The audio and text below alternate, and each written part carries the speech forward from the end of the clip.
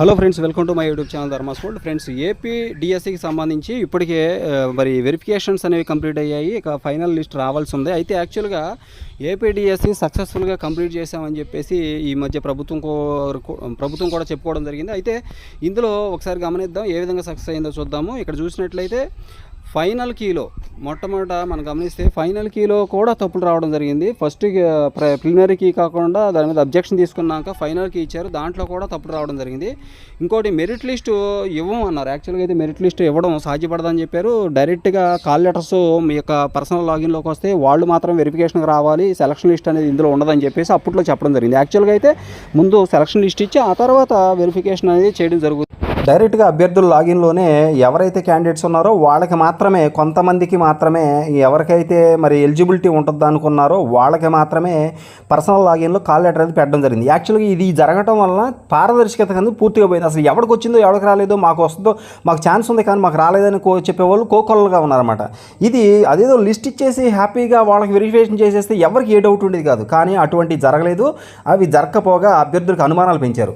అయితే merit list గురించి అయితే క్లియర్గా చెప్పారు. మెరిట్ లిస్ట్ అయితే ఇచ్చేది లేదని చెప్పేసి అంత క్లియర్గా చెప్పడం జరిగింది. ఓన్లీ వెరిఫికేషన్కి అభ్యర్థులు ఎవరైతే ఉన్నారో వాళ్ళ యొక్క లాగిన్లో కాల్ లెటర్ మాత్రం ఇస్తామని చెప్పేశారు. అంతేకాకుండా మరి వెరిఫికేషన్ వాళ్ళకి మాత్రం కాల్ లెటర్స్ మాత్రం పంపిస్తామన్నారు. కోర్టు చెబితే ఎట్టకేలకి మెరిట్ లిస్ట్ ఇచ్చారు, లేదంటే అది కూడా ఉండేది కాదు. మనందరికీ తెలిసిన విషయం ఇది.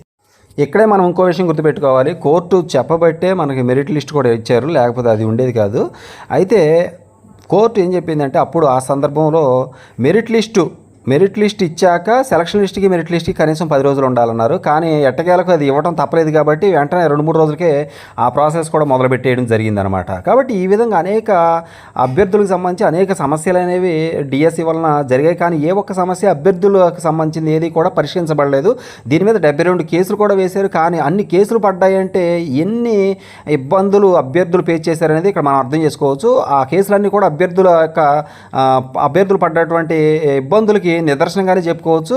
అవేవి కూడా పరిష్కరించబడలేదు, కానీ అభ్యర్థుల సమస్యలు పరిష్కరించబడలేదు, కానీ డిఎస్సి మాత్రం సక్సెస్ఫుల్గా అయిందని చెప్పేసి అర్థమవుతా ఉంది. ఇక్కడ ఫ్రెండ్స్, ఇక్కడ గమనించినట్లయితే వెంటనే ఇప్పుడు మెరిట్ లిస్టు ఇవ్వకుండానే మరి ఈ యొక్క ప్రాసెస్ ముందుకు తీసుకోవాలనుకున్నప్పుడు కోర్టులో కేసు పడినప్పుడు వెంటనే వాళ్ళు మరి మెరిట్ లిస్ట్ ఇచ్చారు. కానీ సెలక్షన్ లిస్ట్ ఇవ్వమని చెప్పేసి కూడా కోర్టులో చెప్పినప్పటికీ కూడా సెలక్షన్ లిస్ట్ ఇవ్వాల. వాళ్ళు అనుకున్నదే తడువుగా వెంటనే వాళ్ళు ముందుగా అనుకున్నట్టుగా కాల్ లెటర్స్ ఇచ్చేశారు. కానీ కాల్ లెటర్స్ ఇచ్చేసారు, అది కూడా సెలక్షన్ లిస్ట్ లేకుండానే.